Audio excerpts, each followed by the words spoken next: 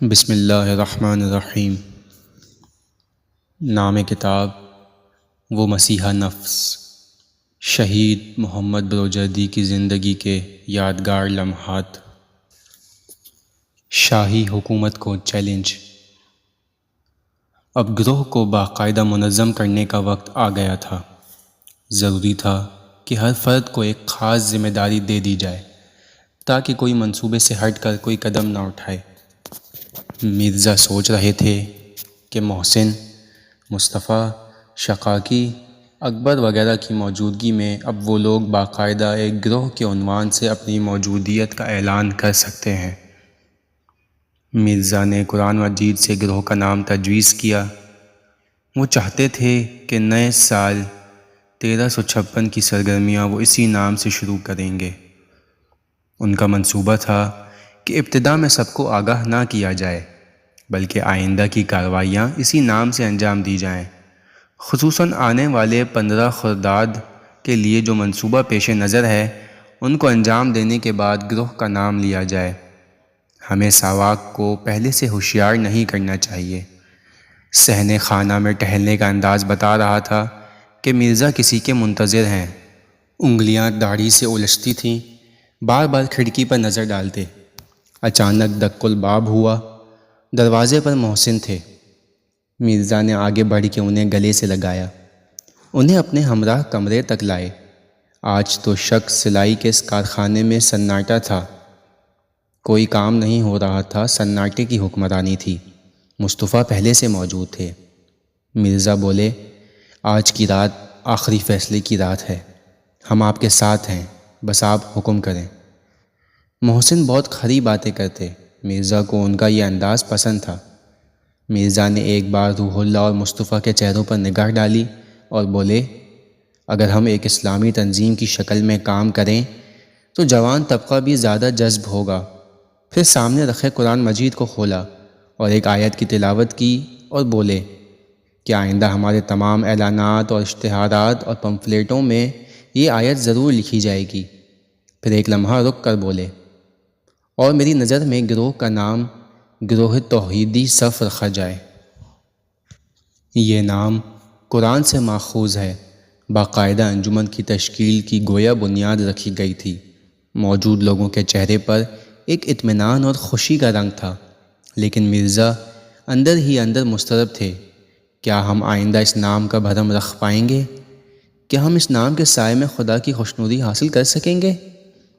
آقا کی رائے ہمارے لیے مشعل راہ ہوگی۔ مرزا امام خمینی سے ملاقات کے لیے بے چین تھے، لیکن ابھی تک ایسا موقع نہیں مل پایا تھا۔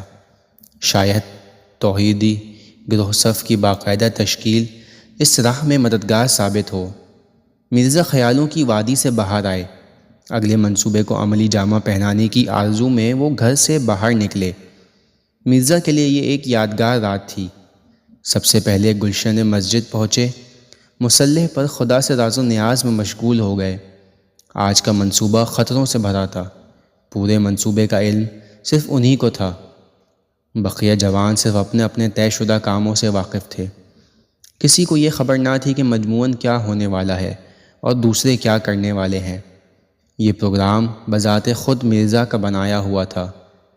صرف ان کی گرفتاری اور زبان کھلوا کر ہی ساواک تمام افراد پورے منصوبے سے آگاہ ہو سکتا تھا۔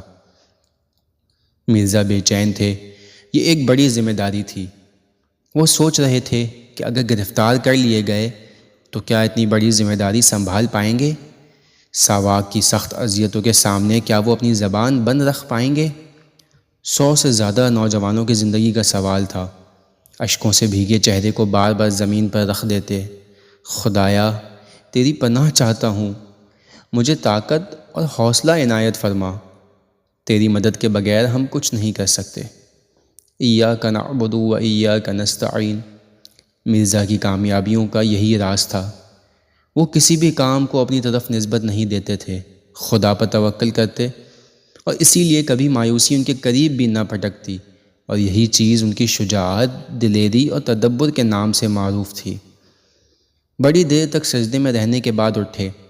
مسجد سے نکلتے وقت اشک بھرے چہروں کو صاف کیا۔ اب اضطراب کا کہیں کوئی نشان نہ تھا۔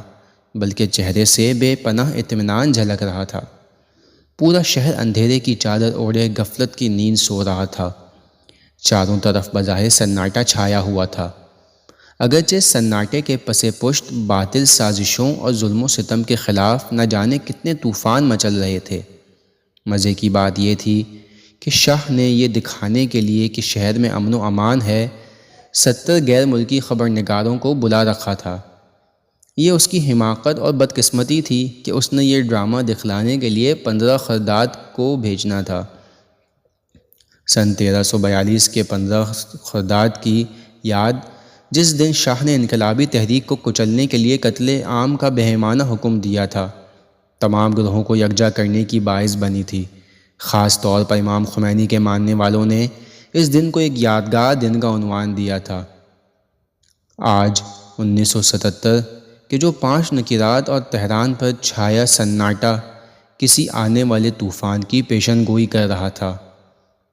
مرزا ری سڑک پر بڑے اطمینان سے چہل قدمی کرتے ہوئے کہیں چلے جا رہے تھے۔ چلنے کے انداز سے ہر دیکھنے والا سمجھتا کہ کارخانے میں دن بھر کام کرنے کے بعد کوئی تھکا ہارا مزدور اپنے گھر کو لوٹ رہا ہے۔ مرزا نے سڑک کے دونوں طرف اب تک کھلی چند دکانوں پر ایک سرسری نگاہ ڈالی۔ اس وقت صرف کھانے پینے کی دکانیں ہی کھلی رہ گئی تھیں۔ مرزا کی نظر اس بلا نوش شرابی پر پڑی جو سڑک کے کنارے کھڑا شراب کی بوتل سے پے در پہ گھونٹ پر گھونٹ چڑھا رہا تھا۔ مرزا اب ایسے علاقے میں پہنچ گئے تھے جہاں کوئی دکان نہ تھی۔ سڑک کے دونوں کنارے غیر آباد تھے۔ یہاں ایک موٹر سائیکل سوار ان کا منتظر تھا۔ احد نے مرزا کے سوار ہوتے ہی موٹر سائیکل آگے بڑھا دی۔ مرزا نے حکومت کو دہشت میں لانے کے لیے آج ایک ہی رات میں شہر کے مختلف علاقوں میں بم دھماکے کا انتظام کر رکھا تھا۔ ہر دھماکے کے لیے انجمن کے مختلف افراد کو چھوٹے چھوٹے گروہ میں بانٹ کر الگ الگ ذمہ داریاں دی گئی تھیں۔ ان سب کا رابطہ الگ الگ صرف مرزا سے تھا۔ کوئی گروہ بھی پورے منصوبے سے آگاہ نہ تھا۔ 5 جون کی تاریخ اور دھماکے کے لیے مد نظر مقامات مرزا نے 1 ماہ پہلے ہی معین کر دیے تھے۔ اس منصوبے کی خاصیت یہ تھی کہ اگر کسی ایک گروہ کا کوئی فرد گرفتار بھی ہو جاتا ہے تو کسی صورت میں بھی دوسرے گروہ کی نشاندہی نہیں کر سکتا تھا۔ مرزا بھی ایک دھماکے کے ذمہ دار تھے جس کا وقت انہوں نے سارے دھماکوں کے بعد صبح کے وقت متعین کیا تھا۔ سب سے پہلے دھماکے کا وقت نزدیک تھا جس کی ذمہ داری 2 بھائی محسن اور حسن پر تھی، جن میں سے ایک سرد مزاج اور متین طبیعت تو دوسرا ہیجانی اور جذباتی طبیعت کا مالک تھا، جس نے گاڑی کی رفتار کم ہی رکھی تھی۔ آدھی رات گزر چکی تھی۔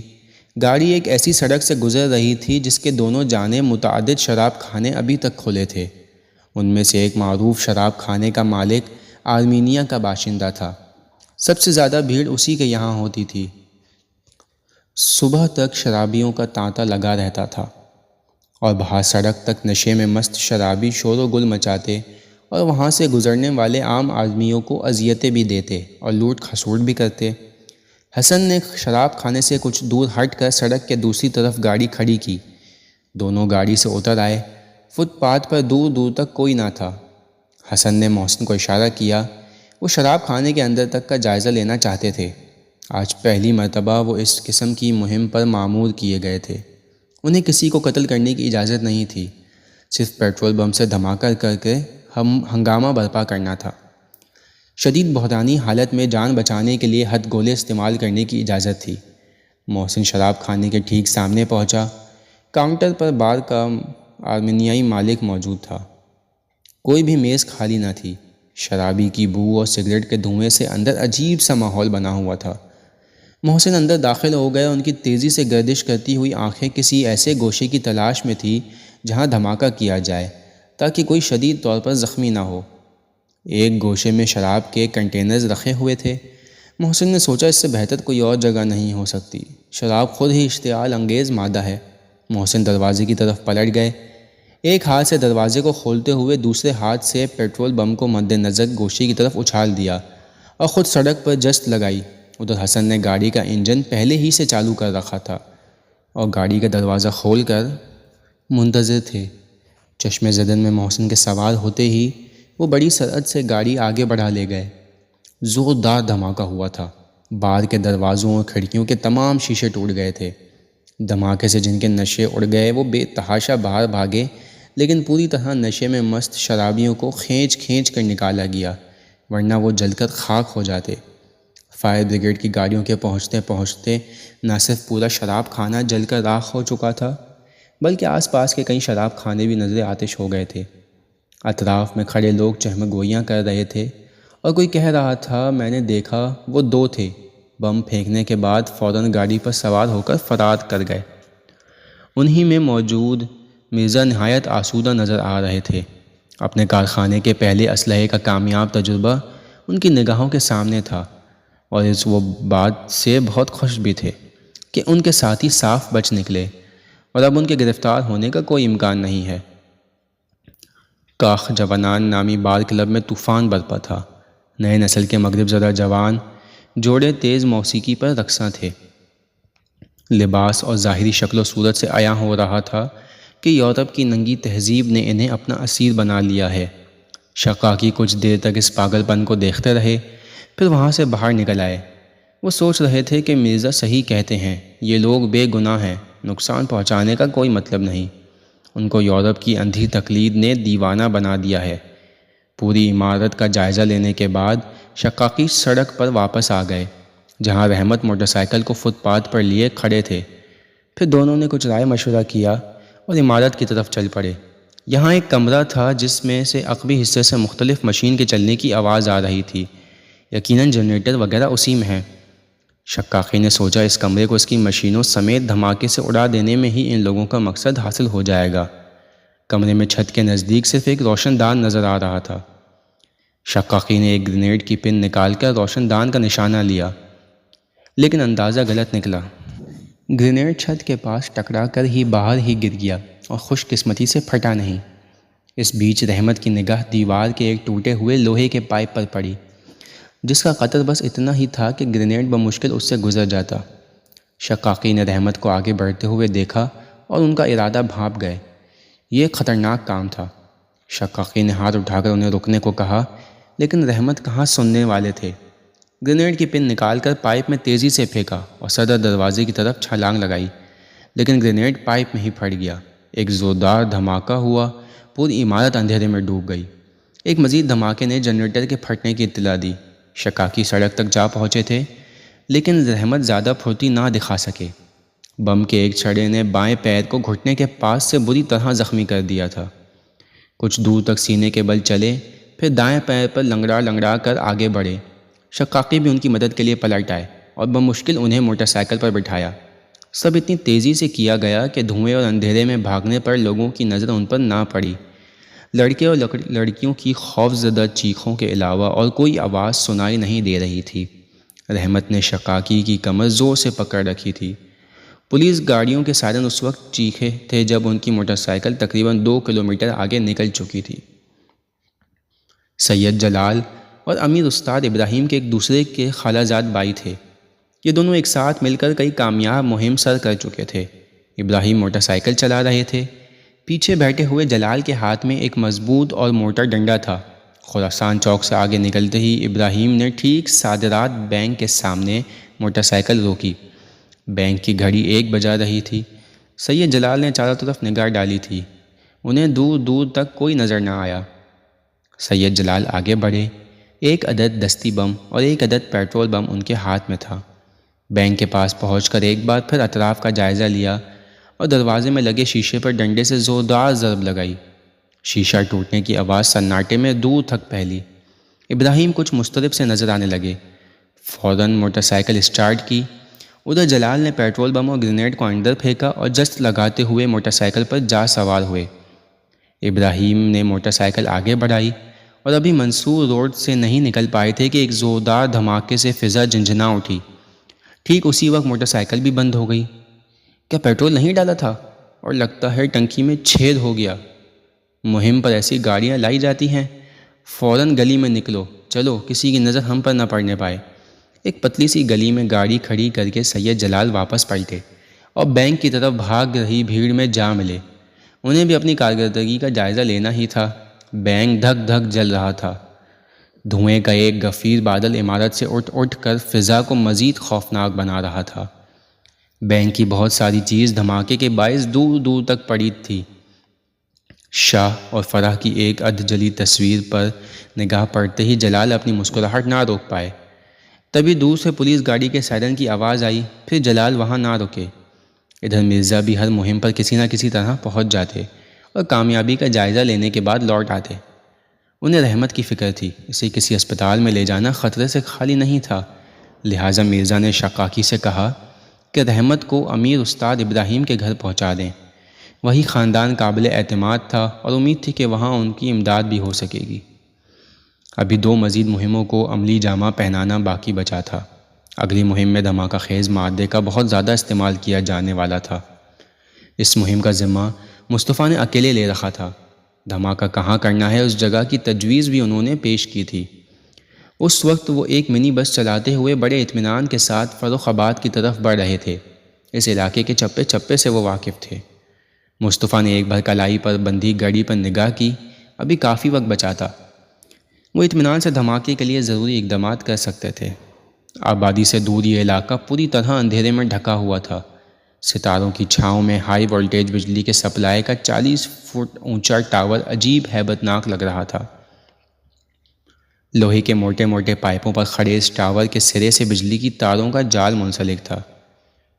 یہ کچھ تاروں کا سلسلہ تھوڑے فاصلے پر موجود بجلی گھر تک گیا تھا اور کچھ تار جنوب کی طرف واقع کپڑا مل کو بجلی سپلائی کرتے اور بقیہ تار شہر تہران کے ایک بڑے حصے کو روشن رکھتے۔ مصطفیٰ نے ٹاور کے نزدیک گاڑی روکی۔ یہاں نگہبان کا کوئی انتظام نہ تھا، شاید انتظامیہ کو اس طرف سے کسی خطرے کا احساس نہ تھا۔ مصطفیٰ نے وہ ٹھیلا اٹھایا جس میں 8 عدد بھاری بم اور بارودی فلیتا تھا۔ مصطفیٰ یہ بارودی فلیتا چھاونی سے پار کر لائے تھے۔ جس وقت وہ چھاونی میں تھے اسلحے کھانے تک ان کی رسائی بڑی آسان ہوا کرتی تھی۔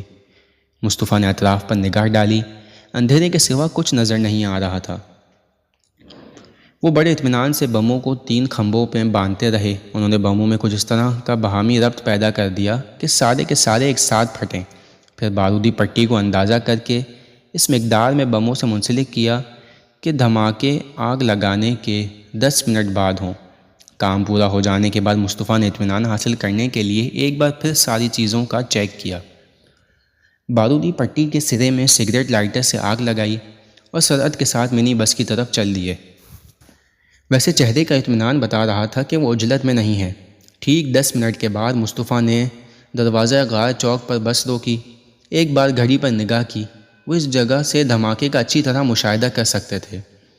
اندھیرے میں مصطفیٰ کو صرف اپنے دل کی دھڑکنیں کے سوا کوئی آواز سنائی نہیں دے رہی تھی۔ انہیں یہ خدشہ تو تھا ہی کہ کہیں وہ ناکام نہ رہ جائیں۔ تبھی زوردار دھماکہ ہوا اور مصطفیٰ نے زیر لب اللہ اکبر کہا۔ دھماکہ تصور سے کہیں زیادہ زوردار تھا۔ ٹاور کے اطراف میں سفید اور نارنجی رنگ کی روشنی کا جھلمکا سا تھا، جس میں آسمان کی طرف اٹھتے ہوئے گہرے دھوئیں کے بادل دکھائی دے رہے تھے۔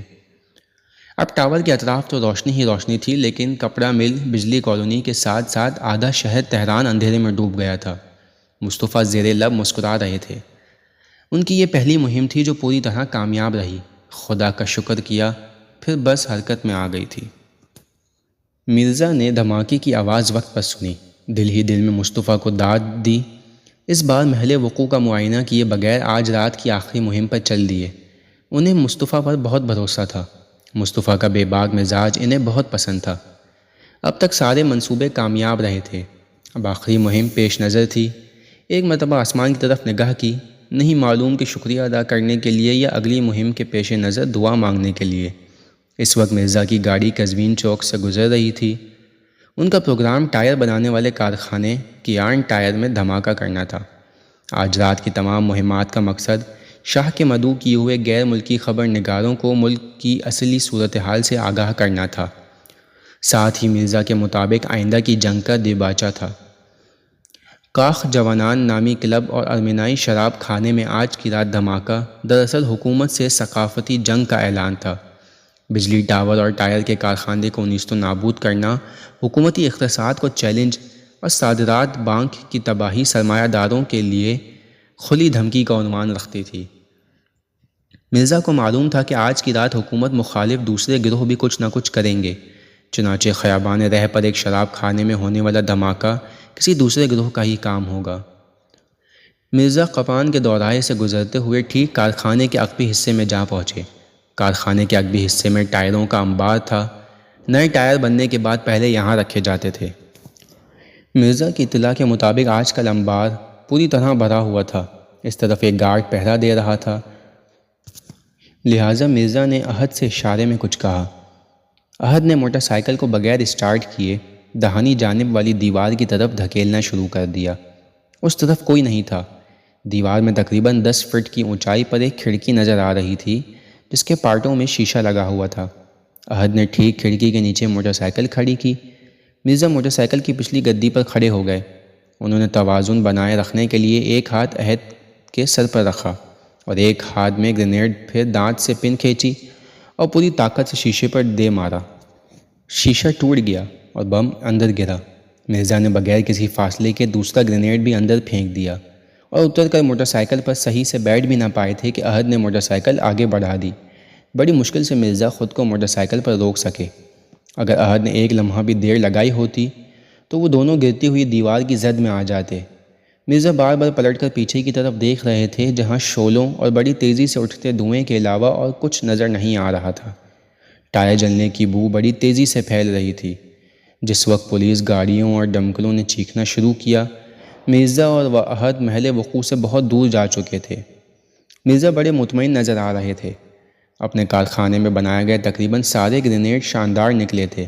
ان کے دھماکوں کی شدت توقع سے زیادہ ہی تھی۔ مرزا کو صرف رحمت کے سلسلے میں تشویش لاحق تھی۔ وہ سیدھے امیر کے گھر پہنچے۔ رات کا 2:30 بج رہا تھا۔ مخصوص انداز کے دق الباب پر ابراہیم نے فوراً دروازہ کھولا۔ انہیں مرزا کا ہی انتظار تھا۔ رحمت کی حالت کچھ اچھی نہ تھی، اسے تیز بخار ہو گیا تھا۔ ایک خاتون ان کے سرہانے بیٹھے ٹھنڈے پانی کی پٹیاں تبدیل کر رہی تھی۔ ایک سفید کپڑے سے زخم باندھا گیا تھا جو خون سے پوری طرح سرخ ہو چکا تھا۔ خاتون نے مرزا کو سلام کیا۔ یہ ابراہیم کی زوجہ تھیں، جن کا 4 سالہ بچہ نزدیک ہی بیٹھا تھا۔ وہ بھی ابھی تک جاگ رہا تھا۔ یہی وہ بچہ تھا جس کی جان مرزا نے بچائی تھی۔ 3 سال قبل کا واقعہ تھا۔ شدید سردی کے عالم میں ابراہیم اپنی زوجہ کے ساتھ کہیں راستے میں برف باری میں پھنس گئے تھے۔ بچے کو شدید سردی لگ گئی تھی اور اس کا زندہ بچنا ناممکن لگ رہا تھا۔ ایسے میں مرزا نے اپنے بچے کو اپنے اوور کوٹ کے اندر سینے سے لگا کر اسے تقریباً 1 گھنٹے تک گرمی پہنچاتے رہے۔